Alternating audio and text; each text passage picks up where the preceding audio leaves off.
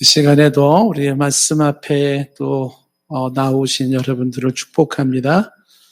예, 우리 각자 또 집에서 여기저기서 동영상을 좀 보실 텐데, 예, 사모하는 여러분에게 하나님이 주는 충만한 은혜가 있기를 바랍니다. 교회로는 우리가 수요일마다 지금 공부를 하고 있습니다. 그래서 지금 주제가 이제 교회의 권세에 대한 거를 공부를 하고 있고요. 지난 시간에 이제 권세란 무엇인가 그 내용을 좀 보았고, 그 권세가 권위라는 말과 같이 쓰여져서 교회에 부여된 권세, 권한에 대한 얘기를 우리가 보았습니다. 여기서 이제 교회라고 하는 것이 일반 아무 교회나 다 말하는 것이 아니라 공교회라고 하는 그런 보편적 교회에 대한 얘기를 했고요. 그래서 이제 보편적 교회에 주어진 교회의 권세 혹은 교회의 권위라는 말로도 같이 쓸 수가 있는데, 지난 시간에는 우리가 이제 교회의 말씀권에 대한 걸 우리가 좀 보았습니다. 말씀권 이렇게 좋겠죠? 자, 오늘은 이제 두 번째가 교회의 권세 혹은 권위 중에 치리권에 대한 이야기를 이제 우리가 좀 보려고 합니다. 지난주에는 이제 말씀권에서 하나님의 말씀을 수호하고 또 선포할 수 있는 그 권한을 좀 보았죠. 말씀 보존권, 말씀 선포권, 그리고 말씀에 대한 교리권, 신학권 이런 내용들을 좀 보았는데, 이제 오늘은 이제 치리권에 대한 이야기를 좀 보겠는데요. 교회에 가지고 있는 권세, 권한 중에 하나가 치리할 수 있는 권세를 주었습니다. 이거는 이제 교회를 유리하기 위해서 그냥 뭐 어느 학자들이 막 만들어낸 그런 말이 아니고요. 성경에 나타난 이 교회에 관련된 내용들을 면밀히 들여다보니까 성경에서 말하고 있는 교회의 권세 중에 말씀권과 함께 치리권이 있더라는 것이에요. 이 치리권이라고 하는 것은 여기서 강조하는 것은 뭐냐면, 보통 우리가 얘기할 때 권징이라는 얘기를 하거든요. 권징. 그 권징은 권면을 하고 혹은 징계를 한다 이런 의미를 가지고 있어요. 그래서 이 권면을 하고 징계할 수 있는 권한이 있는데, 도대체 여기서 권면하고 징계하는 것은 도대체 왜 하는 거냐 이렇게 얘기를 할 때 가장 중요한 거는 교회를 질서를 유지하기 위한 거예요. 그래서 이거를 다른 말로 질서 유지권 이렇게 얘기를 하죠. 그러니까 하나님은 당신의 교회가 질서가 있기를 원해요. 근데 질서를 잡는 방법이 치리, 다른 말로 권징이라는 것을 한다는 것이에요. 그래서 치리를 통해서 권징을 하는데 그 권징이 질서를 유지한다. 그리고 이걸 다른 말로 뭐라고 말하냐면 순결 유지권 이렇게 또 얘기를 해요. 그러니까 교회는 거룩해야 되는데 순결해야 되는데 그 순결을 유지하는 방법이 뭐냐 했을 때 치리가 이 역할을 한다. 그러니까 단순하게 누군가를 벌 주는 데 목적이 있는 것이 아니라 마땅히 교회가 질서를 유지해야 되고 순결을 유지해야 되는데 그러기 위해서는 치리가 불가피할 수 있다라는 것이에요. 자, 이 내용을 이제 우리가 조금 더 구체적으로 보도록 하겠습니다. 첫 번째, 질서 유지권에 대한 얘기를 한번 보겠습니다. 이 내용에서 질서 유지권을 한번 좀 보도록 하겠는데, 자, 고린도전서 14장 33절에 있습니다. 고린도전서 14장 33절부터 보시면 이런 말이 있어요. 하나님은 무질서의 하나님이 아니시오. 오직 화평의 하나님이시라. 모든 성도가 교회의 삶과 같이 이렇게 되어 있습니다. 강조하고 있는 게 뭐냐면 하나님은 무질서의 하나님이 아니다 이렇게 얘기를 하고 있죠. 여기서 무질서라고 하는 것이 혼돈 혹은 혼란, 무법을 얘기를 하는 거예요. 그래서 하나님은 혼돈의 하나님이 아니다. 하나님은 혼란의 하나님이 아니다. 혹은 하나님은 무법의 하나님이 아니다. 이렇게 얘기를 하고 있는 것이죠. 그러면서 그런 하나님이 아니라 오직 화평의 하나님이시라. 그러니까 화평의 하나님은 평화의 하나님, 질서의 하나님, 준법의 하나님 이렇게 말하고 있는 거죠. 그러니까 하나님이 어떤 하나님인가라는 것을 얘기를 할 때 하나님은 무질서한 하나님이 아니라 질서의 하나님이다 이렇게 얘기를 하고 있어요. 그래서 이제 성경에 보면은 천지를 창조할 때의 장면을 보시면 창세기 1장 2절 말씀은 땅이 혼돈하며 혼돈이라는 게 있죠. 그 혼돈하는 곳에 하나님의 신이 수면에 운행하시면서 혼돈이 질서로 바뀌기 시작해요. 빛이 있으라니까 빛이 있게 되고 하면서 그래서 혼돈한 세계의 질서를 잡으신 하나님, 그 혼돈이 카오스, 질서가 코스모스인데 그 카오스를 코스모스가 되게 하시는 코스모스가 우주란 뜻도 있고 질서란 뜻도 있죠. 그래서 그렇게 질서를 잡아가는 하나님이 성경에 나와 있는 겁니다. 그래서 하나님은 무질서 하나님이 아니고 질서의 하나님이다 이렇게 얘기를 했고요. 그 다음에 거기 지금 14장 33절에 보면 모든 성도가 교회에서 함과 같이 이렇게 되어 있죠. 여기 모든 성도가 교회에서 함과 같이 이게 무슨 내용이냐. 요 모든 성도가 교회에서 함과 같이라는 말을 염두에 두시고 그 다음 34절을 봐야 돼요. 34절에 보면 여자 얘기가 나오는데 여자는 교회에서 잠잠하라 이렇게 얘기를 하고 있는 거죠. 왜 잠잠해야 되냐면 그들에게는 말하는 것을 허락함이 없나니 이러지. 그러니까 여자들에게는 말할 수 있는 권한이 없다 이렇게 말을 하고 있어요. 자, 이랬을 때에 이게 이제 보통 이제 일반적으로 이게 너무 남녀 차별을 하는 게 아니냐, 어떻게 뭐 여자는 교회에서 말도 못하냐 이렇게 지금 얘기하시는 분들이 많이 있는데 여기 앞에서 얘기했던 모든 성도가 교회에서 한과 같이 연결시켜야 돼요.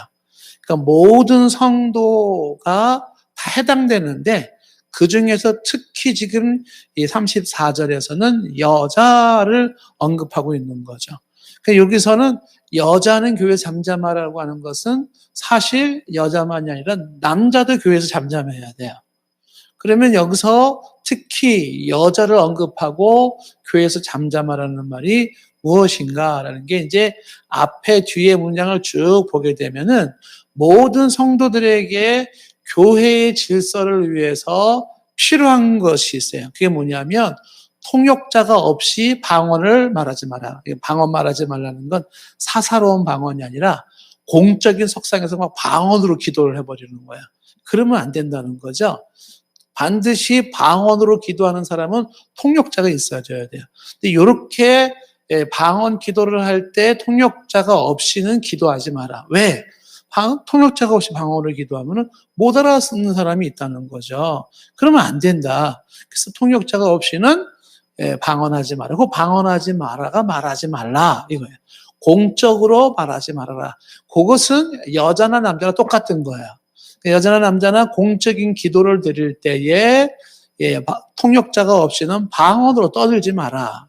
그게 하나 말하지 말라 하는 것이고 또 언제 말하지 말아야 되냐면 앞에 구절을 보게 되면은 이제 30절 말씀을 할 때 보면은 계시를 누군가가 받아가지고 이야기하는데 갑자기 여기저기서 계시가 막 주어져요. 그러면은 다른 사람이 계시를 받아서 이야기할 때는 다른 사람은 차례를 기다려서 가만히 있어줘야 되는데 그런데 그 차례를 기다리지 않고 막 여기저기서 막 내게 계시가 임했다고 막 말해버려요.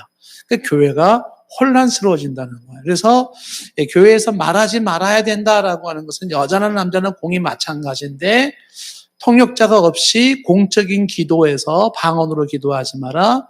계시가 임했을 때에 다른 사람들 계시가 있을 때는 절제하고 기다렸다가 순서를 찾아서 질서 있게 이야기를 하라. 막말하지 말아라. 그런 의미가 이제 교회에서 잠잠하라 말하지 말아라 이런 의미를 가지고 있는 거예요. 근데 그 중에 특히 모든 남자 여자가 공이 마찬가지인데 이 34절에서 굳이 여자를 이야기하는 것은 왜 그러냐면 당시에 통역자가 없이 말을 하고 공적으로 막 그냥 방언으로 기도하고 누군가가 계시를 받는데 그냥 상관없이 막 이야기하는 사람들이 대표적으로 여자들이었다는 거예요. 그렇기 때문에 여자들은 교회에서 잠잠하라 이렇게 말하는 거죠. 여자들은 교회에서 잠잠하라. 그러니까 사적으로 방언을 하거나 사적으로 예언하는 것을 금한 것이 아니라 공적인 예배석상에서 통역자도 없이 그다음에 이제 그런 다른 사람이 계시가 있는데 특히 여자들이 너무 막 그냥 무질서하게 얘기하니까 여자들은 교회에서 잠잠하라 이렇게 얘기를 하는 것이에요. 자, 그러면서 또 하나 이제 해석상의 문제가 뭐냐면은 뭘 얘기하는 거냐면 지금 이 여자라고 하는 것은 하나님의 창조 질서에서 공적인 선포나 할 수 있는, 공적으로 대표적으로 선포할 수 있는 것은 남성에게 있다. 그렇기 때문에 여성들은 공적인 선포권을 절제해야 된다라는 의미로도 해석을 할 수가 있어요. 그래서 34절에서 말하는 것은 이제 포인트가 뭐냐면 결과적으로 여자는 교회에서 잠잠하라 라고 하는 여기서 강조하는 게 뭐냐면 포인트는 교회의 질서를 지켜라예요. 왜 여자한테 왜 말하지 말라 그랬냐. 이런 거 좀 전에 설명한 대로 설명을 하겠지만은 여기서 말하고자 하는 포인트는 뭐냐면 교회의 질서를 지키는 게 중요하다. 이 얘기를 지금 하고 있는 거예요. 교회의 질서를 지켜라. 그래서 모든 사람들이 특히 여자가 지금 질서를 깨고 있는 당대의 상황을 고려할 때는 좀 질서를 지켜라 이렇게 이야기를 하는 거죠. 그래서 이 고린도서 14장에 쭉 내려오다가 이제 40절 마지막 40절에 보면 이렇게 나오는 거죠. 모든 것을 품위 있게 하고 질서 있게 하라. 그러니까 교회에 주는 메시지가 뭐냐면 모든 것은 앞에 얘기했던 방언, 예언, 은사 이런 게 다 들어가요. 뭘 하든지 간에 품위가 있어야 된다. 품위는 뭐냐면 적당하게 하라, 알맞게 하라 하는 거예요. 그러면 또 하나가 질서를 유지하라는 거죠. 질서를 유지하라는 건 순서를 지켜라, 조화를 이루어라 이런 뜻이에요. 그러니까 교회가 하나님은 어지러움이 하나님이 아니고 무질서의 하나님이 아니신데 교회에서 공적으로 모여가지고 이렇게 무질서하게 혼란스럽게 되어지는 걸 하나님이 원치 않는다라는 거죠. 그래서 지금 성경에서 강조하고 있는 것은 질서의 하나님이시니 질서를 지켜라라는 거예요. 그러니까 교회가 당연히 가져야 될 게 뭐냐면 질서라고 하는 것이에요. 그러니까 이 교회관을 제대로 공부하신 분들은 뭘 생각할까요? 이 질서라는 걸 생각을 하는 거예요. 이 교회관이 잘 안 돼 있다. 혹은 공부가 안 돼 있거나 훈련이 안 되는 사람들은 어떨까요? 교회의 질서 생각을 못 하는 거죠. 그 질서를 깨튼다고요. 혼란스럽게 만든다는 것이죠. 그래서 교회는 질서를 유지해야 되는 그 권한이 있는데 그 질서를 유지하는데 유독 이 질서를 깨는 사람이 있는 거예요. 말을 안 들어요. 그거 좀 조용히 좀 하세요. 거기 좀 절제 좀 하세요. 그러면 말을 들어야 되는데 안 듣는 사람이 있다는 거예요. 그리고 계속 나는 나대로 한다. 나는 내대로 외친다. 막 이러는 사람이 있는 거예요. 그러니까는 통제가 안 되고 지시를 받지 않은 사람이 막 전체를 어지럽게 만들어요. 혼란스럽게 만들어요. 그럼 그런 사람들은 어떻게 될까요? 권면을 해야 되겠죠? 당연히 권면해야 돼요. 근데 권면해도 말을 안 들으면 어떻게 돼요? 그럼 징계를 해야 되는 거예요. 그 징계를 함으로써 어떻게 해요? 그 교회의 질서를 유지하는 게 중요하다. 한 생명이 중요한데 그 한 생명한테 그렇게 막 이렇게 권면하고 징계했다가 시험 들면 어떡하려고 그러냐 이렇게 생각하기 쉬운데 그 한 생명이 시험 들면 어떡할까 해서 그 무질서한 혼란을 내비두면 다수가 다 시험에 들어버려요. 다수가. 그래서 교회가 제대로 운영이 안 돼버리는 거야. 아픈 마음으로 그렇게 질서를 깨는 사람은 권면과 징계를 거치면서 어떻게 해요? 징계를 통해서 혹은 치리를 통해서 질서를 유지해야 된다. 자, 그 다음에 이제 순결 유지권이라는 걸 얘기를 하고 있죠. 순결 유지권. 그러니까 교회가 순결해야 되는데 이 순결을 깨는 사람도 마찬가지예요. 그럼 어떻게 해요? 권면을 해야 되겠죠? 권면에서도 말을 안 들으면 또 징계를 해야 되는 거예요. 왜? 교회의 순결을 지켜야 되는 것이기 때문에 그래요. 교회에 우리가 지난번에 속성 중에 이제 3대 속성 혹은 4대 속성이라는 걸 공부를 했는데 그 중에 교회 속성 중에 하나가 이제 거룩성이라는 걸 얘기했어요. 거룩성. 그러니까 속성이라는 말은 제가 이제 많이 설명을 했습니다만은 속성이라는 것은 속해져 있는 성질이라는 것인데 그 속성이 그 존재의 존재됨을 말하는 거예요. 뭘 얘기하는 거냐면 예를 들어서 플라스틱 그러면 플라스틱이 왜 플라스틱이에요? 플라스틱만이 가지고 있는 속성 때문에 플라스틱이 되는 거예요. 나무는 왜 나무냐면 나무만이 가지고 있는 속성이, 그 속성이 나무를 나무라고 하는 거예요. 왜 인간을 인간이라고 그러냐면 인간이 인간만이 가지고 있는 속성 때문에 인간이라고 그러는 거예요. 그러니까는 속성은 그것이 그것일 수 있게 하는 근본적인 요소들이에요. 그러면 교회가 다 어떤 학교랑 다르고 어떤 군대랑 다르고 직장과 다르고 국가와 다른 게 뭐예요? 왜 교회든 교회죠? 그건 교회를 교회되게 만드는 속성이 다른 기관 속성과 달라요. 그게 뭐냐면 그 중에 하나가 거룩성이라는 거죠.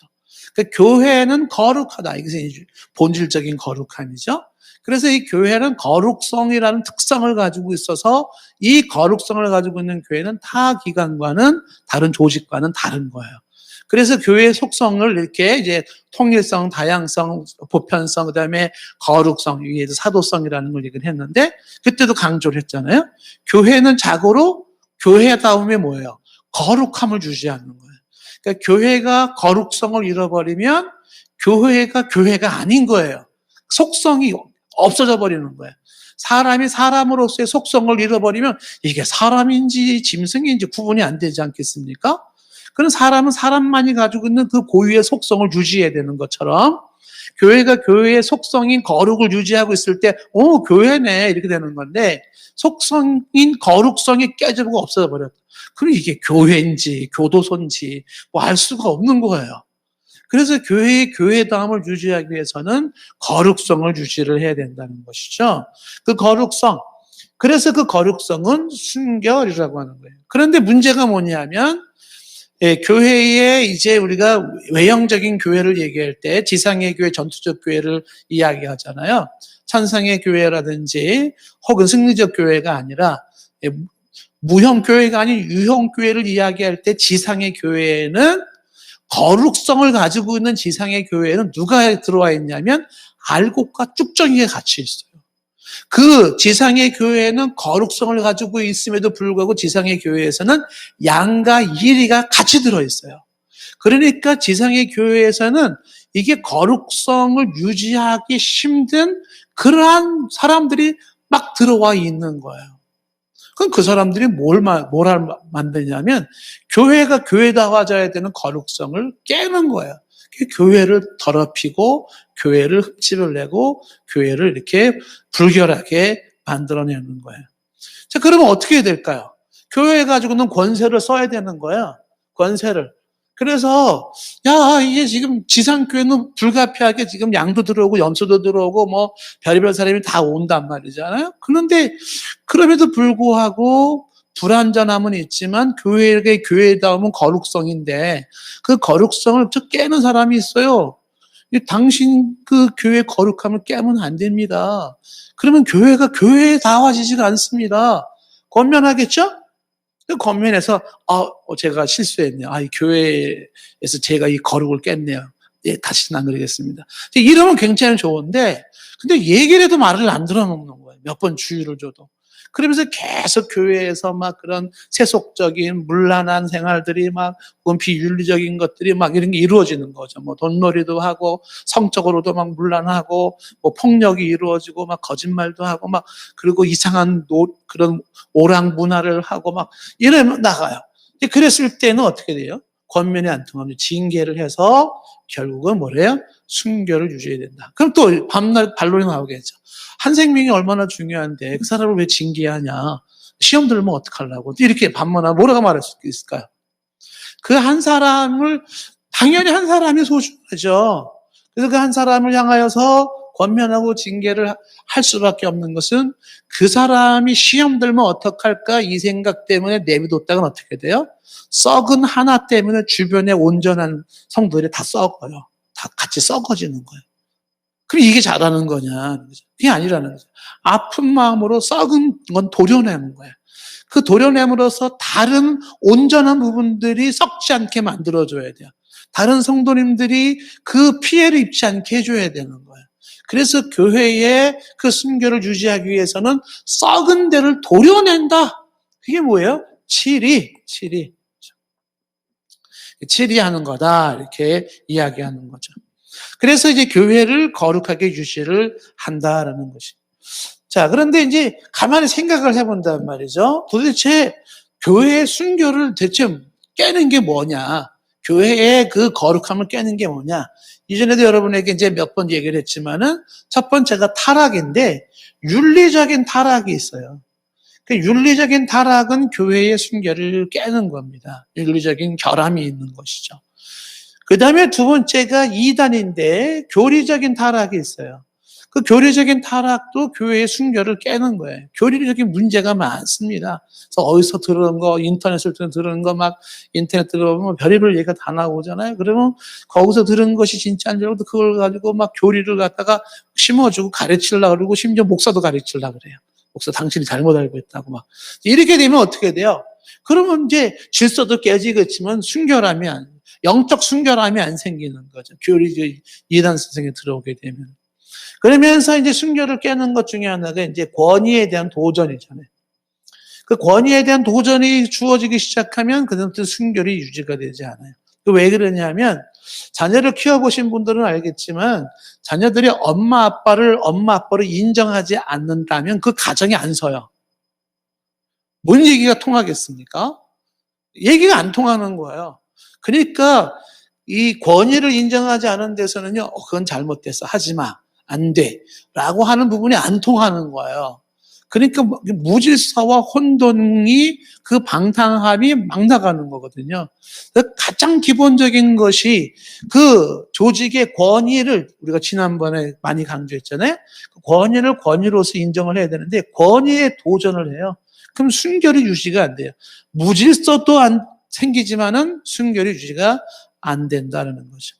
이 외에도 이제 순결을 해치는 게 소위 말하는 건덕을 해친다 그러죠. 건덕.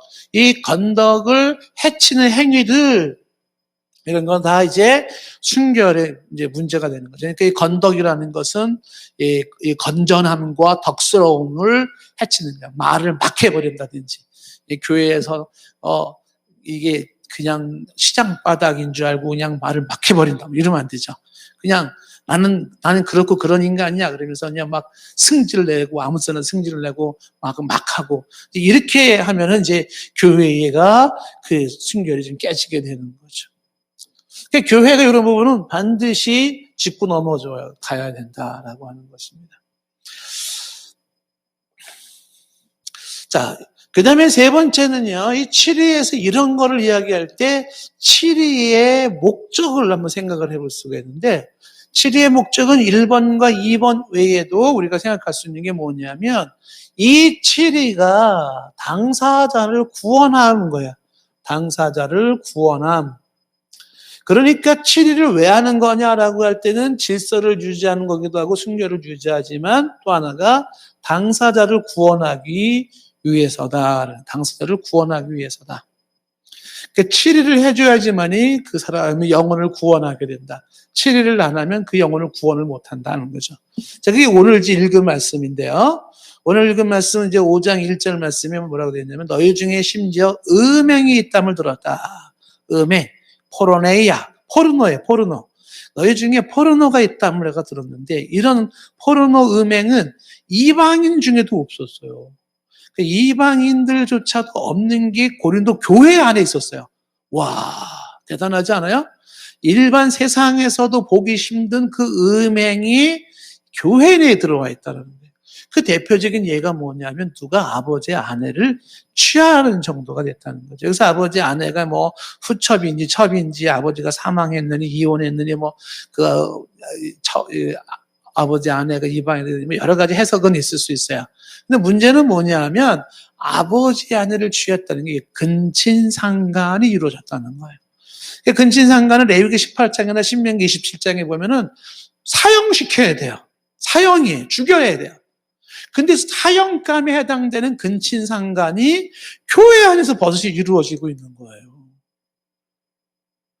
문제의 심각성은 그 다음에 있는 거예요. 깜짝 놀랐잖아요. 세상 사람들이 봤을 때, 어이구, 이거는 뭐 세상에도 없던 게 교회에서 저러고 있네. 그러면 막 사람들이 깜짝 놀라잖아요. 근데 더 놀라운 사실이 뭐냐면 이어지는 2절 말씀인 거예요. 그런 근친상간이 있는데도 2절에 그리하고도 너희가 오히려 뭐 해줬다고요? 교만해졌어.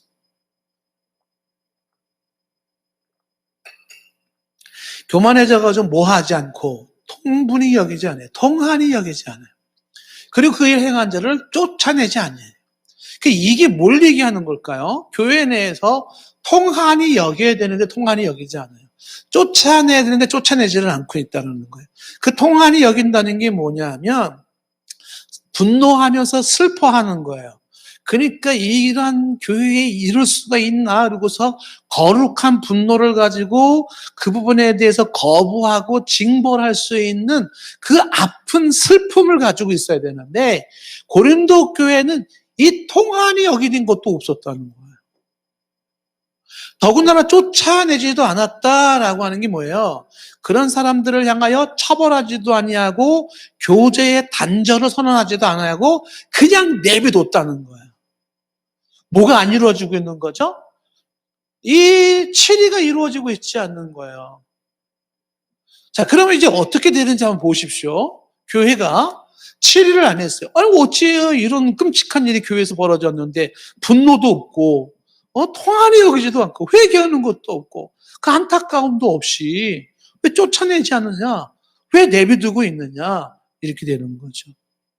자, 그러면서 보시면은요, 3절에 보시면 사도 바울은 나는 실로 몸으로는 떠나 있지만 영으로는 너희와 함께 있다.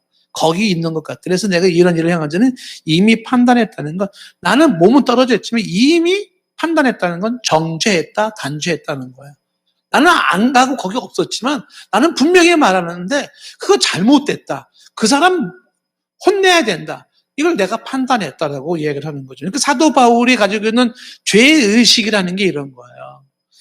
교회 내에서 눈으로 보면서도 사람들은 그냥 내비두는 거예요. 이렇게 막 음란한 생활이 포르노가 왔다 갔다 하는데도 그냥 가만히 있는 거예요.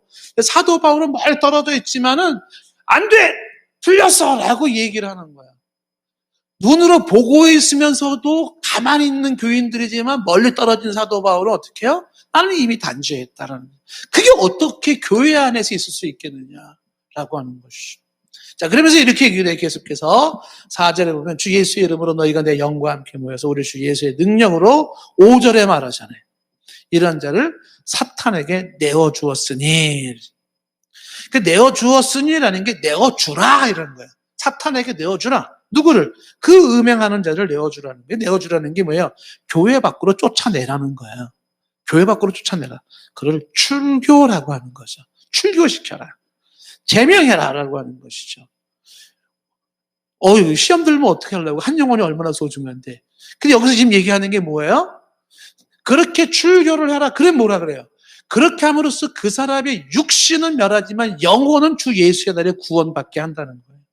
때려줘야 되는데, 벌을 줘야 되는데, 벌을 주면 상대방이 그 벌 때문에 아파서 회개하게 되면 구원을 받는 거예요.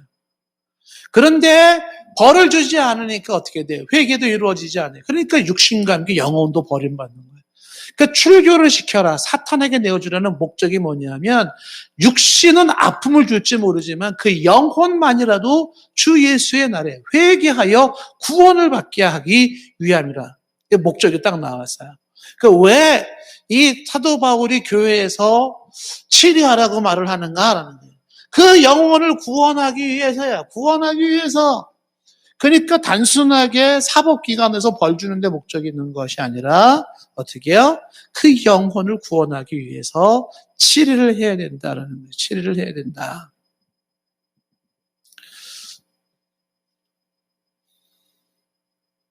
자, 보세요. 5장 6절 한번 보시라고요. 만약에 이제 치료를 안 하면 이렇게 되는 거죠. 이게 참 과연 정말 이렇게까지 될까 싶은데 이렇게 되는 거죠. 5장 6절에 너희가 자랑하는 것이 옳지 않도다. 지금 뭘 자랑하는 거겠어요, 지금? 교회 내에서 치리를 하지 않았어요. 그 음행과 음란이 있는데 치리하지 않았어요. 내비뒀어요. 그리고 교회 내에서 아주 은근슬쩍 여기저기 자랑을 하는 사람들이 생겼어요. 뭘 자랑해요? 자기의 음행을 자랑하고 있는 거예요. 야, 내가 말이지, 저기서 이랬거든, 여기서 이랬거든. 이게 교회에 은근히 자랑거리가 되고 사람들 앞에서 넌 짱인데, 너 용감한데, 너 대단한데, 와, 너 어떻게 그런 걸 다 할 수 있었어? 그러면 사람들이 은근히 부러움의 대상이 되고 있어. 누가? 그 음란한 사람이. 그러니까 교회가 판이 이렇게 돌아간다라고 하는 것이에요. 잘못된 사람에 대해서 교회가 치리하지 않냐면 그 사람이 교회의 핵심 주도권을 갖게 되고 사람들은 은연중에 그런 사람을 부러워해요. 그런 사람들이 누구라고요? 교회의 순결을 깨는 사람들을 부러워하는 거예요. 아, 저렇게 막 사르고, 막 나가고, 음란하고, 아, 저런 것이, 저게 멋있는 거구나, 이렇게 되는 거죠. 교회의 분위기가 이쪽으로 흘러가고, 대세가 이쪽으로 흘러가는 거예요. 보통, 이제 이게, 교회가 정신을 똑바로 차려야 되는 게 뭐냐면, 교회에서 주도권을 누가 잡고 있느냐라는 게 주도권 문제라는 게 있는데 이 주도권의 문제가 뭐냐면 일반적인 대중들 80%는요 거의 다가 자기 의견이 없어요. 그냥 가면 가는 대로 흘러가면 흘러가는 대로 가는 거예요. 그런데 이 중에 이 공동체 내에서 영향력을 행사하는 20%의 소수가 있습니다. 그 이 20% 소수가 누구냐에 따라서 전체의 분위기는 확 결정이 나버리는 거예요. 나머지 80%는요, 20%가 봉사하는 사람들이라 그러면 교회 전체가 봉사로 가요. 다 봉사하는 분위기가 되는 거예요. 근데 20%가 그냥 큰 게으름을 피우고 그냥 이렇게 사적인 자기 그냥 욕심만 채우는 사람들이라 그러면 전체가 그렇게 가버리는 거예요. 이 20%의 사람들이 누구냐? 교회에서 영향력을 행사하고 중심이 되는 사람 20%가 누구냐가 그 교회 전체를 결정하는 거예요. 그런데 지금 고린도 교회가 이 20%에 누가 들어가냐면 그 음란을 행한 사람들이 그거를 자랑을 해요. 그것이 교회 내에서 처벌감이 되지 않냐고 내비두고 통안이 여기지도 않냐고 벌 주지도 않냐고 오히려 그걸 자랑하는 분위기로 가고 있다? 그러면 고린도 교회가 어떤 교회 상상이 되겠죠? 그 교회가. 이건 말이 안 되는 교회예요. 그냥 그런 대세의 흐름이라고 하는 게 다 그렇고 그런 쪽으로 가버리는 거죠. 왜 이렇게 됐는가? 치리하는 사람이 없었어요. 치리하는 사람이. 이게 문제가 되는 거죠. 그래서 이 치리의 목적은 당사자의 구원뿐만 아니라 이게 교회의 구원을 결정한다는, 교회는 이제 교회 구성원들을 말하는 건데, 교회의 전체, 그러니까 성도들이죠. 이 성도들의 구원도 결정할 수가 있다는 거예요. 왜냐하면 이게 당사자만의 문제가 아니라 교회에 구성되고 다른 사람들도 구원을 시켜야 될 문제다라는 거죠. 교회 전체를 구해야 된다는 거예요. 방치하면 그대로 두면 교회 전체가 죄로 얼룩진다라는, 죄로 얼룩져 버리는 것이에요. 그게 문제가 된다. 그래서 수술을 한다라고 하는 것은 그 문제 있는 부위를 도려냄으로써 다른 건강한 부위에 피해를 보지 않게 하는 거다. 병든 부분을 도려내는 이 행위가 바로 이게 뭐예요? 치리에 해당되는 것이다라는 것이죠.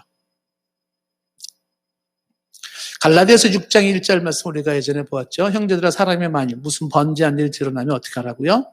신령한 너희는 온유한 심령으로 그러한 자를 바로 잡아줘야 돼. 바로 잡아줘야 돼. 물론 동시에 너 자신도 살펴보아서 너도 시험 받을 거 두려워하라고 하는 것이.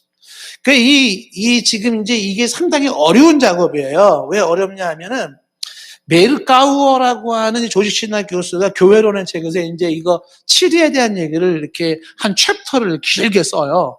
근데 그 책에서 이 메르카우어라는 그 학자가 얘기할 때는 뭘 얘기하는 거냐면 교회의 치리가 얼마나 어려운 것인지를 얘기를 해요. 왜 어렵냐면 첫 번째가 치리 대상인지 아닌지에 대한 구분을 잘 못해요. 이거 치리해야 돼? 그냥 용서해줘야 돼? 내비둬야 돼? 구분하기 어려워요. 또 하나가 뭐냐면 그 베르카우어 이야기를 그대로 인용하면 이런 얘기가 나오는 거죠. 보통 사람들은 자기의 잘못을 보지 못하고 타인의 잘못을 크게 보인다는 거예요. 그러니까 교회가 자칫 치리한다라고 했었을 때 더 큰 문제들을, 예를 들어서 목사나 장로가 더 큰 문제가 있는데 그거 못 보고 성도들 조그만 걸 가지고 막 치리한다. 이게 문제가 되는 거란 말이죠. 자기를 못 보고 타인의 문제를 크게 보는 속성을 가지고 있기 때문에 이 치리는 굉장히 어렵고 힘들다라고 하는 것이에요. 그래서 조심스러움은 있고 절차를 밟아야 된다라는 것을 강조를 해요. 지금 얘기하는 부분도 이게 이 갈라서 6장 1절 말씀이 그러한 자를 바로 잡고 너 자신도 살펴서 너도 시험 받을 것 두려워하라는 거죠. 자신도 살펴야 되고 나도 똑같은 시험거리가 없나 돌아봐야 되겠지만 그렇다고 해서 치료해야 될 사람을 치료하지 않는 것은 문제라는 거예요. 바로 잡아 주어야 한다. 성도가 성도끼리도 바로 잡아줘야 돼요. 어떻게 성도가 성도끼리 바로 잡을 수 있을까요? 잘못된 것이 잘못됐다라고 하는 반응을 보여야 되는 거죠. 말로 할 수도 있습니다. 그건 옳지 않아 이렇게 말할 수도 있죠. 혹은 말로 할 만한 상황이 아니고 관계도 아니다. 그렇다고 내가 이 사람한테 뭐라고 그럴 수 있고 뭐 위에서 어떤 권위를 가지고 할 수 있는 것도 아니다. 그러면 최소한 당신의 그런 행동을 나는 좋아하지 않는다는 표시를 해줘야 돼요. 나의 언행의 모습 속에 당신의 그러한 교회의 거룩성을 깨는 부분을 나는 동의하지 않는다라는 것을 나의 모습 속에서 무언의 행동을 통해서라도 보여줘야 되는 거예요. 그래서 상대로 하여금 그거를 멈추게 해야 한다라고 하는 것입니다.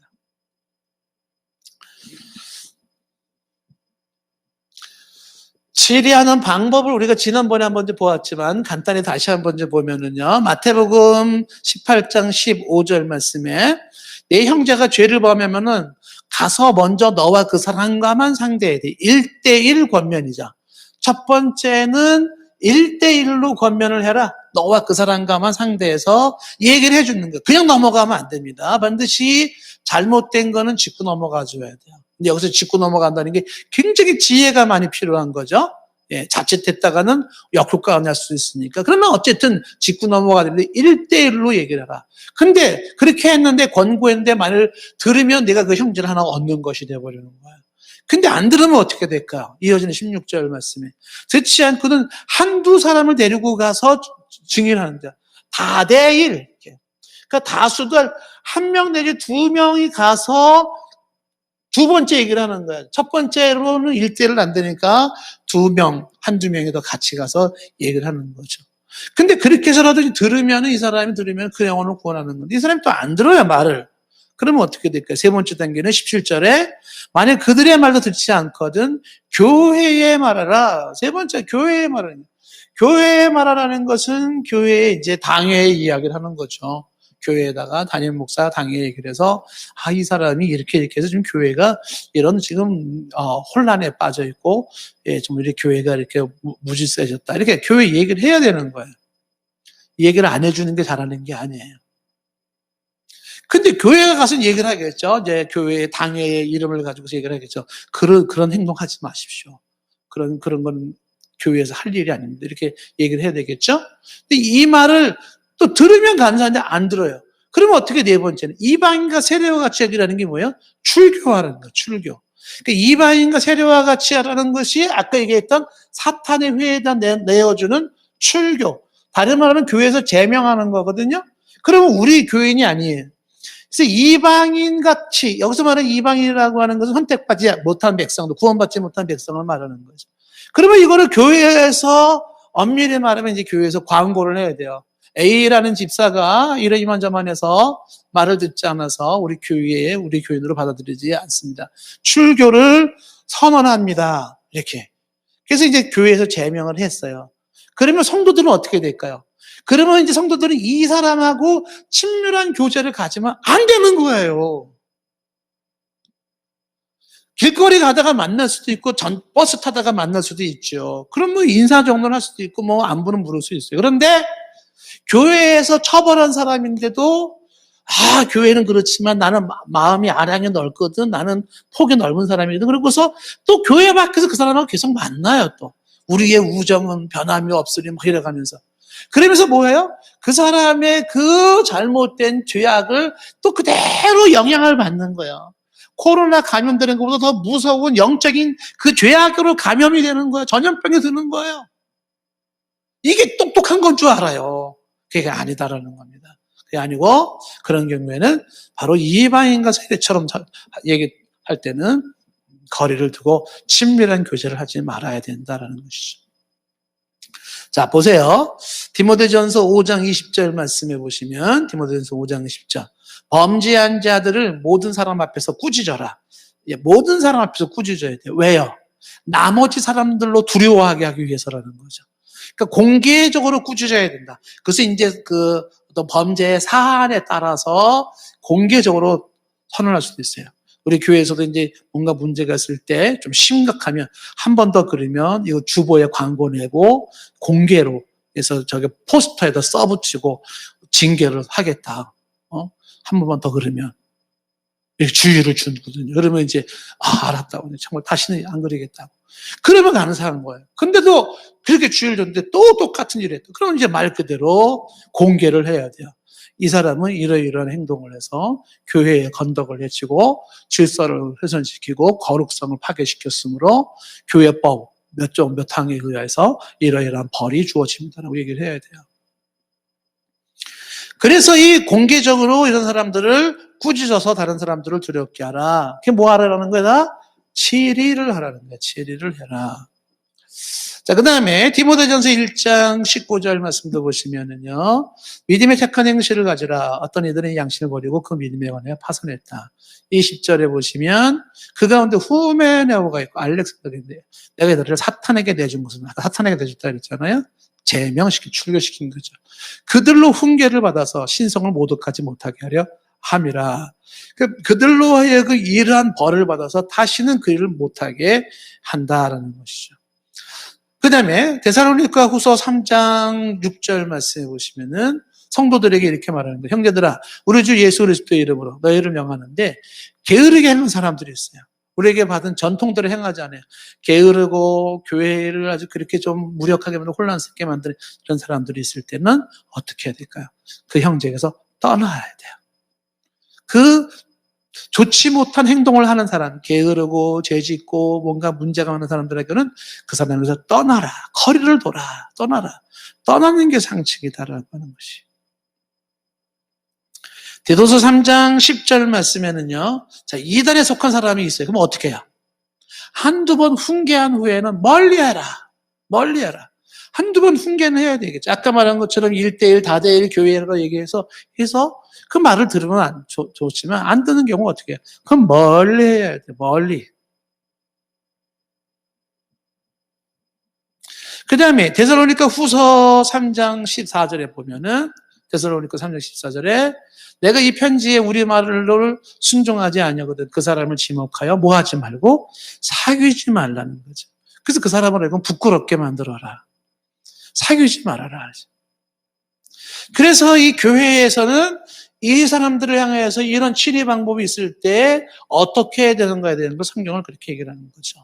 그 사람과 어떻게 해요? 꾸짖어서 모든 공개적으로 꾸짖어라. 그 사람에게서 떠나라. 멀리해라. 사귀지 마라. 이렇게. 치리를 받은 사람에게는 그렇게 해야 된다. 자, 그래서 이제 이 치리를 할 때 치리에 대해서 이제 종류가 여러 가지 종류가 있단 말이에요. 치리의 종류는 그 사람의 잘못한 거에 따라서 제일 첫 번째 치리, 이건 우리 교회 법에, 헌법에 나와 있는 건데, 권계, 잘못하지 않도록 타일르는 거. 이게 첫 번째 치리죠. 타일르는 거, 권계. 두 번째, 견책, 꾸짖는 거예요. 혼내주는 거죠. 두 번째. 세 번째는 수찬정지, 성찬식 참여를 못하게 만드는 거예요. 네 번째, 정직, 일정 기간 동안 직책을 박탈시키는 거예요. 그 일 못하게.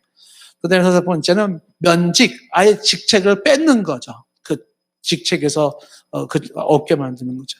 그리고 제명, 이름을 지어버리고 출교라는 이제 교회에서 쫓아내는 거다라는 것이에요. 자, 여기에서 이 교회에서 이제 우리가 이제 이런 치리할 때에 성도들은 치리받은 사람들에서 어떻게 해야 되는가라고 하는 내용을 이제 동시에 제가 조금 설명을 했습니다만은 이 교회에 우리가 이제 참 고민이 많은 부분들이 이런 부분들이에요. 교회마다. 그리스도의 이름으로 은혜와 사랑으로 품어줘야 되는 것인가 아니면 죄를 지적하고 벌을 줘야 되는 것인가. 아까 말한 것처럼 구분하는 게 어려워요. 그리고 자칫 잘못하면 역효과가 될 수 있기 때문에 조심스러움은 있어요.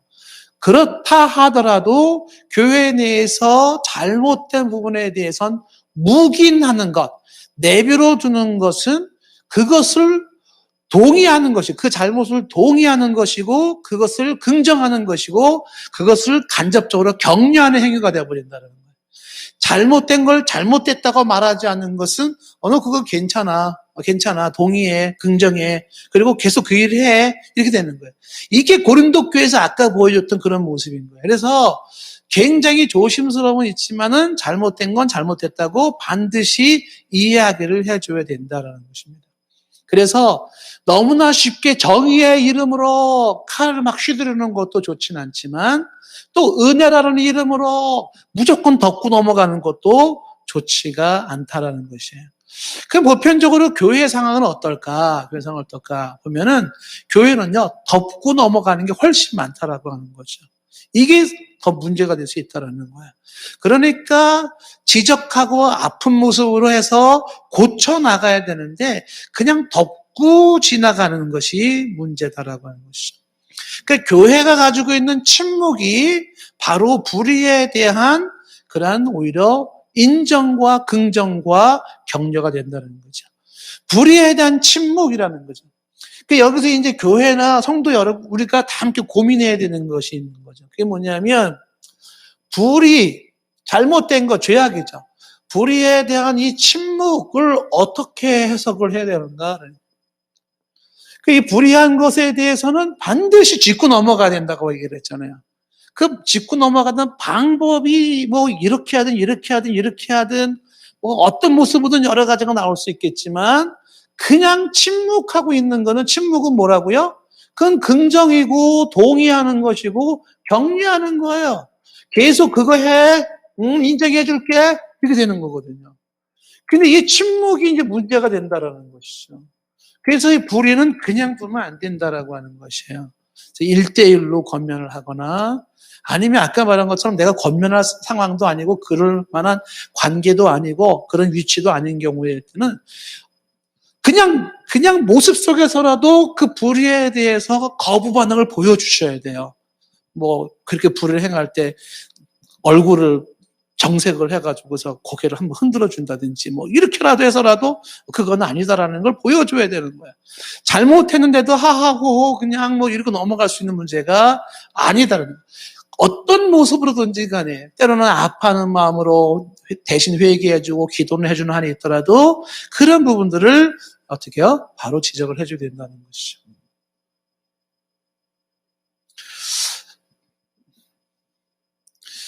제가 이제 우리 보통 이제 교회 내에서 우리가 이제 많이 개인적으로 제가 좀 생각을 많이 지금 하게 되는 요즘 고민을 많이 하고 있는 게 노암 촘스키라는 사람이 이제 MIT 공대 언어학 교수인데 이 사람이 지성인의 침묵이라는 것을 얘기를 했어요.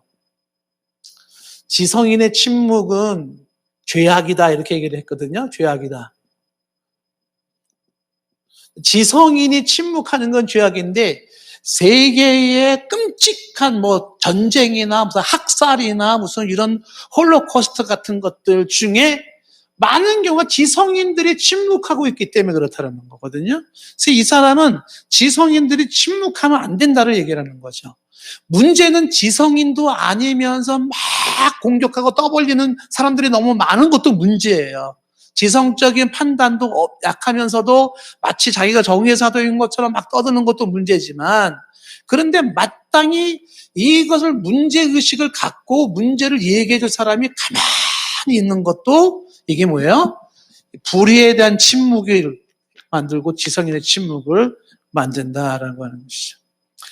예전에 이제 한번 우리가 프랑스에 가서 프랑스의 세이느 강을 지나가다가 이제 우리 집사람이랑 같이 동상을 하나 이제 봤어요. 동상이 뭐냐면 에밀 졸라 동상이 있습니다. 이 에밀 졸라라고 하는 이 사람이 이 사람에게 얽힌 사실이 소설가고 문학가이고 저널리스트이기도 한데 이 사람이 미친 영향이 참 당대 이 사람은 굉장히 힘들었었어요. 이 사람이 이제 대표적인 책의 목노주점이라는 뭐 이런 책을 써가지고 외설이니 어쩌니 뭐 이렇게 하고 자기는 사실대로 뭐 썼다 이렇게 했는데 이 에밀 졸라가 신문에다가 논문 형식으로 글을 썼습니다. 대통령에게 보내는 공개 서한이라고 하는 의미로 그런 형식을 가지고서 나는 고발한다라고 하는 글을 장문의 글을 쫙 썼어요. 근데 그 장문의 글을 쓰고 나면서 요 한 사람과 프랑스에 그리고 세계에 굉장한 파장이 생기기 시작했습니다. 그게 뭐냐면 당대에 드레푸스 사건이라는 게 있어요. 그 드레푸스라고 하는 이제 대위 군인이 간첩 혐의를 받아가지고 이 사람이 이제 결국은 종신형을 받게 되는 것이에요. 그런데 이 드레푸스라는 사람이 이 비밀 문서를 가지고 독일에 넘겼다라고 하는 것으로 이제 간첩 혐의를 가지고 군사재판에서 이렇게 받았는데 진범이 아니에요. 진범이 따로 있습니다. 그래서 진범이 다른 사람이 밝혀서 잡혀진 거예요. 그랬는데 당시에 군대와 그 다음에 이제 정부가 권위에 있어가지고 우리가 이 재판한 것을 번복하게 되면은 어떻게 돼요? 우리 권위가 떨어진다 그래가지고 잘못된 재판을 밀어붙이고 있었던 거예요. 그렇게 하면서 자신들의 그 입장을 유지하려고 했을 때 이제 이 에밀 졸라가 이제 나는 고발한다고 글을 쭉 쓴 겁니다. 그래서 왜 이 사람을 갖다 그렇게 간첩 심의를 뒤집어 씌고 잘못된 것을 확인했는데 또 뒤집지 않았는가라고 이 사람이 유대인이기 때문에 그런 거예요. 그래서 유대인이기 때문에 이 에밀 졸라가 아니라 그 드레푸스가 그래서 그 드레푸스가 유대인이기 때문에 그런 것이 아니냐 이렇게 얘기를 한 거죠. 그래서 이 에밀 졸라가 고민을 하다가 아닌 건 아니다. 잘못된 부분을 은폐하려고 하는 정부의 그러한 관료의 권위의식과 군대가 가지고 있는 그 권위의식에 대해서 이건 아니다라고 하는 것을 대통령 상소문 쪽으로 이제 글을 쭉 쓴 거예요. 그 글을 쓰고 나면서 이렇게 대서특필이 되면서 이제 프랑스 사회가 두 팀으로 나누어지는 거예요. 그래서 왜 진실을 가리냐, 왜 진실을 진실로 드러내지 못하고 그런 식으로 눌러버리고 은폐하려고 하느냐라고 하는 이 반대 세력이 나오고 또 하나는 이제 정부 쪽에 있는 사람들은 이제 그 정부를 유지하기 위해서 이 에밀 졸라를 오히려 고발을 하면서 이 에밀 졸라가 결국 프랑스에 못 살고 영국으로 망명을 가야 할 만큼 그렇게 몰아붙이고 그리고 또 실형을 받게 돼요. 무고죄 막 이런 거로. 고생을 엄청 많이 하는 거야. 그 지성인의 고민이었던 거야, 이 사람은. 이걸 사실을 말할 거냐, 안 할 거냐. 그 사실을 말했다가 본인의 인생이 너무너무 힘들어졌었어요. 그런데 이 에밀 졸라가 이제 이 사람이 이야기할 때 자기는 이 사실을 이야기하면 자기에게 주어진 불이익이 뭔지를 너무 잘 알고 있죠. 근데 이분이 이 얘기가 한마디가 뭐냐면 나는 시대의 공범이 되고 싶지 않았다예요. 지성인이 침묵하지 말아야 된다라는 거죠. 나는 시대의 공범이 되고 싶지 않았다. 그래서 불이익을 당하는 당대의 세력권을 보면서도 사실을 얘기했고 불이익을 당하게 된 것이죠. 근데 이 사람의 이 진실에 대한 그러한 이야기를 이야기한 것이 이게 이제 세계적으로 영향을 미치기 시작하면서 많은 프랑스 혁명의 결정체를 에밀 졸라가 이루었다. 이렇게까지 얘기할 만큼 그 얘기가 나오는 거죠. 그러니까 이 침묵이라고 하는 부분이 이게 그냥 포용과 수용과 은혜로 그냥 넘어가는 것이 때로는 그렇게 좋은 것처럼 보일 수도 있어요. 그런데 그런 것들을 내비뒀다가 오히려 화근이 되어져서 전체가 더 망가질 수 있더라는 거죠. 그래서 아까 말한 메르카우어라고 하는 조직신학자가 치료는 너무 필요한 것이고 중요한데 굉장한 지혜가 필요하고 조심스럽다라는 걸 장황하게 얘기를 하는 거예요. 장황하게. 그 장황하게 조심스러움은 가져야 되지만 그러나 침묵만이 상책은 아니다. 침묵만 상책 아니다. 이 교회 내에서 뒤에서 이렇게 좀 교회 덕이 되지 못하는 행동을 하는 사람들이 있단 말이죠. 그러면 성도들 중에 말을 안 해요. 알면서도. 말을 안 해서 이야기가 잘 지내지면은 뭐 감사하죠. 근데 이제 그게 더 큰 문제로 터지면서 결국은 다른 사람들이 영혼까지 잃어버리게 되는 거죠. 자, 이제 만약에 이제 다른 각도에서 우리 이 말씀을 듣고 있는 여러분들 중에서 여러분들이 이제 치리를 받는 입장이라면 어떻게 될까요? 치리를 받는 입장. 그러니까 치리가 주어졌을 때에 치리에 대한 태도, 이렇게. 그러니까 내가 뭘 잘못했는데 그 치리가 내게 주었어요. 교회에서 뭐 권면을 했어요. 그리고 뭐 견책을 했어요. 그래서 이제 잘못을 얘기했어요. 그렇게 되면 오늘 이 공부를 하시는 분들은 잘 명심하면 좋겠죠. 어떻게 해요? 나의 잘못을 이야기해 줄 때 처음부터 뭐 출교야 뭐 이렇게 쫓아내지 않잖아요. 처음에는 점잖게 권면을 하기도 하고 또 주의를 주기도 하고 이렇게 하지 않겠습니까?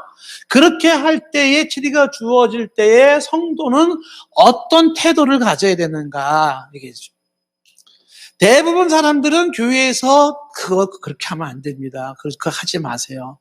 라고 이야기할 때 사람들에게 나오는 반응이 좋은 쪽으로 반응이 거의 안 나와요. 첫 번째는요, 불쾌해하는 거예요. 그러면서 감정적인 분노를 가지면서 삐지고 반항을 하는 거고 합리화를 하고 그러면서 거짓말로 덮으려고 하는 거예요. 치리의 목적이 뭐라 그랬어요? 당사자를 구원하는 것이 이들 한다 그랬잖아요. 그러면 어떻게 해야 돼? 잘못했어요. 제가 생각이 짧았고 아내가 정말 너무 미숙했던 것 같아요. 얘기해 주셔서 정말 감사해요. 창피하고 너무 부끄러운데 다음부터는 절대 이러지 않을게요. 이러고 나가는 게 잘하는 거예요. 그런데 얘기해주면은 합리화시키면서 뭐 상황이 이랬는데 그러려고 했는데 그런 뜻이 아니었는데 합리화시키고 뭘 나한테 뭐 이런 식으로 일부러 나만 찍어가지고 나한테 뭐 이렇게 개인적인 무슨 뭐 안 좋은 감정이 있나 막 이런 식으로. 그래서 분노를 갖는다든지 어떠한 그 반항심을 갖는다든지 합리화를 갖는다든지 이런 것들, 부정직함으로 자기를 덮는다든지 아닌 척하면서 위선을 떤다든지 이런 거는 좋은 반응이 아니다라고 하는 것이에요. 제가 이제 많이 얘기하지만 모든 사람들은 다 실수할 수 있고 모든 사람은 다 실패할 수 있는 거예요. 그런데 그 실수를 반복하지 않는 게 잘하는 거예요. 그 어떻게 하면 반복하지 않을 수 있을까? 그 실수를 지적해 줄 때 아파하면서 그거를 인정할 때 반복을 안 하는 거예요.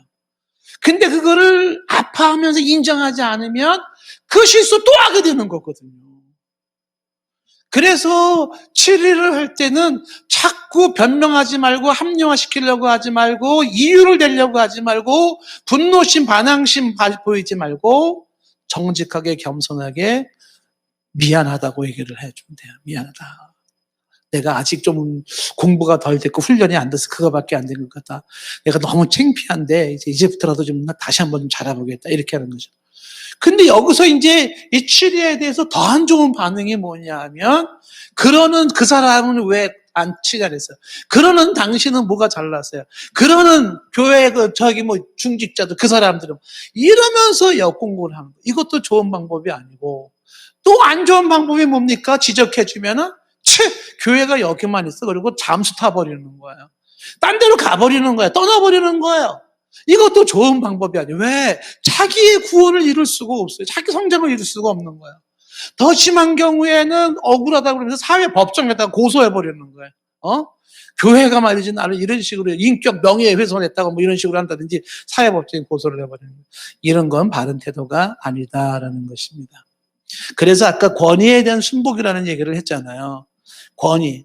그러니까 교회가 불필요하게 어떤 미움으로 가지고서 사사로운 감정에 의해서 치료하는 건 당연히 잘못됐죠. 그런 건 안 돼요. 정확하게 알지도 못하면서 혹은 사사로운 감정 가지고 잘못된 치료는 옳지 않죠. 그건 항상 조심해야 될 부분이지만 그러나 절차에 의해서 그렇게 치료가 주어질 때는 인정할 거는 인정하는 것이 좋다. 제일 중요한 건 뭐예요? 연약함을 인정하고 회개하고 돌아오는 거죠. 교회가 이런 사람들이 많으면 좋아요. 미안해, 내가 잘못했어. 회개하고 돌아오는 사람들이 많으면 좋은 거죠. 저는 성경 하나만 찾아보고 마치겠습니다. 히브리서 12장 6절에서 우리 8절까지 말씀 좀 보겠어요.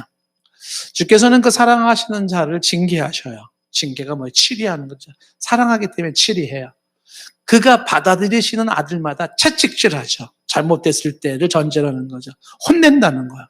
사랑하기 때문에, 아들이기 때문에, 받아들이는 자이기 때문에 그런 게 있다는 거죠. 7절 말씀에 너희가 참아야 되는 것은 징계를 받기 위함인데 하나님의 아들과 같이 너희를 대우하시나니 어찌 아버지가 징계하지 않은 아들이 있겠는가. 8절 말씀에 징계는 다 받는 것이에요.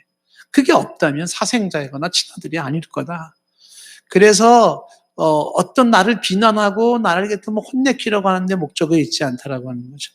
그래서 이제 치리라고 하는 것은 치리를 하는 교회적 차원에서도 지혜가 많이 필요하고 치리할 때 성도들이 보여야 할 반응도 중요하고 치리를 받는 당사자의 태도도 중요한데 요즘은 뭐예요? 교회에는 치리의 권세가 있더라. 그 치리가 살아있어야지만이 교회가 교회다워진다라고 하는 거죠. 예, 우리 교회는 아직까지 뭐 크게 막 치리한 경우는 없어요. 성도님들이 다 그래도 이렇게 큰 문제 없이 무난하게 지내기 때문에 감사하기도 하지만 그러나 이제 교회에서 뭔가 좀 심각한 문제성이 있다 그러면 절대로 그냥 넘어가면 안 되죠. 예, 저도 그냥 못 넘어가죠. 왜? 그냥 넘어가는 건 교회의 길을 포기하고 그 영혼을 포기하는 거버리기 때문에 그리고 다른 사람을 죽이는 거니까 끔찍하죠. 그건 내버릴 수 없어. 은혜로 넘어가는 문제가 아니에요. 그래서 그냥 수용할 수 있는 건 내지는 수용할 수 있겠지만은 그러나 문제의 심각성에 따라서는 때로는 그는 당회를 열어서 토론을 해야 되고 혹은 교회에 공개적으로 주보에 실어야 되고 광고를 해야 되고 그리고 그 사람이 잠시 딴 교회 간다면 그 교회도 보내줘야 돼요. 다른 교회 가면 그 교회에다가도 보내줘. 이 사람은 이러이러해서 이런 일이 있었습니다 하고 사실 보내주는 게 정상인데 요즘은 이제 교회들이 그런 걸 거의 안 하기는 하죠.